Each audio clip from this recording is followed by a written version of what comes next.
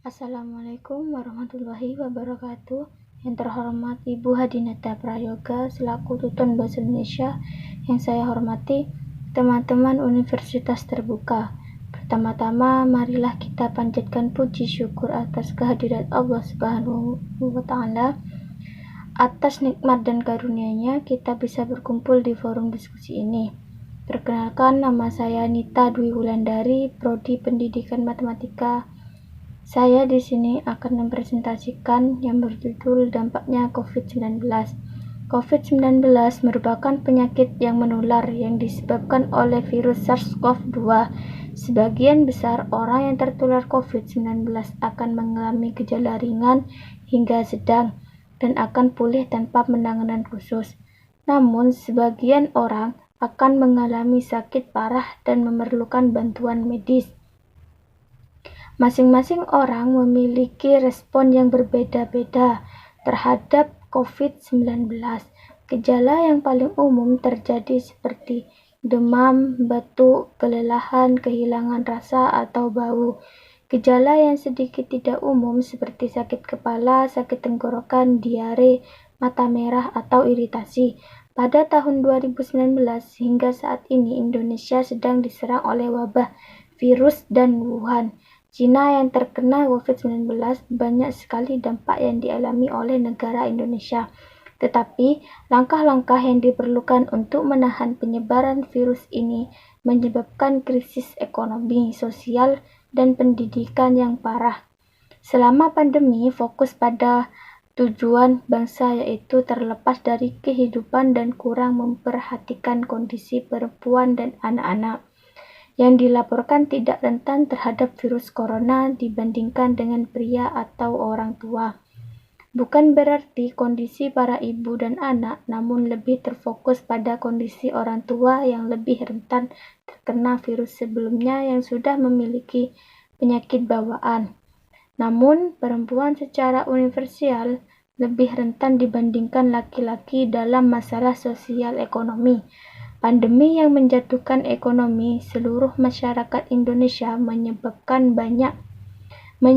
banyak sekali dampak yang dialami oleh perempuan yang bisa tertuju pada ibu, anak, dan remaja. Krisis ekonomi ini menyebabkan kondisi semua rumah tangga terganggu dari segi ekonomi untuk kondisi ekonomi menengah ke bawah. Banyak perempuan yang sedang hamil ditinggal oleh suaminya akibat ekonomi yang tidak mencukupi sehingga dapat membahayakan kesehatan ibu dan anak. Namun, orang tua lanjut usia lebih rentan untuk menderita sakit parah, terutama orang-orang dengan kondisi medis yang sudah ada sebelumnya, seperti asma, diabetes, penyakit jantung, tekanan darah tinggi. Lansia menjadi kelompok rentan sebab menurunnya sistem kekebalan tubuh seiring usia.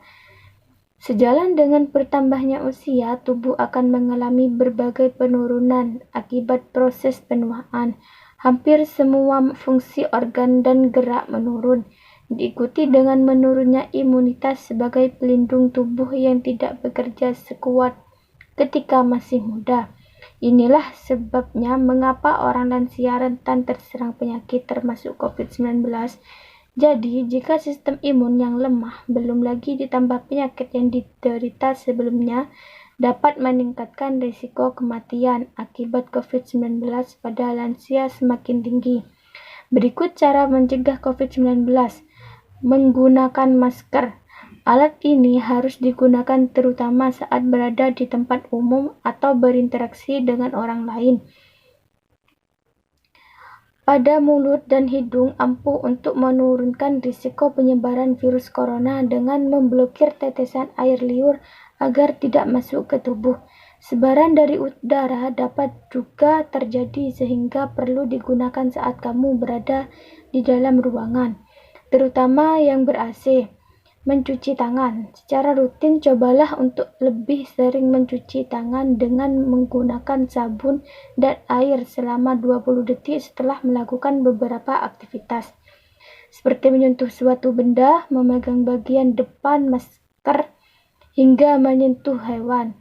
Mencuci tangan sebelum makan dan juga menyentuh wajah.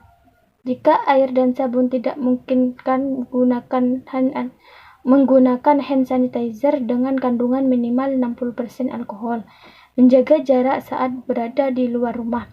Pastikan untuk menjauhkan diri sekitar 1-2 meter. Pastikan untuk selalu ingat jika beberapa orang tidak memiliki gejala. Meski telah terserang virus corona, selain itu hindari juga ruangan tertutup dan lebih banyak aktivitas di ruang terbuka yang menyediakan udara segar. Menjauhi kerumunan saat berada di keramaian atau kerumunan. Risiko untuk tertular COVID-19 menjadi lebih tinggi. Jika ingin melakukan interaksi dengan beberapa orang, pastikan berada di luar ruangan. Menggunakan masker dan tidak lebih dari 5 orang. Intensitas dan jumlah orang sangat berpengaruh terhadap tingkat risiko yang dapat terjadi. Mengurangi mobilitas, setiap orang harus benar-benar menanamkan pemahaman jika keperluan tidak terlalu mendesak, ada baiknya untuk tetap di rumah. Meskipun rasa sehat, belum tentu saat berada di rumah tetap dalam keadaan yang sama atau menyebarkan virusnya pada keluarga di rumah. Tingkatkan perhatian terlebih lagi jika terdapat orang tua atau anak-anak di rumah yang masih rentan terhadap COVID-19. Sekian dari presentasi saya. Mohon maaf jika salah ucap. Saya akhiri. Assalamualaikum warahmatullahi wabarakatuh.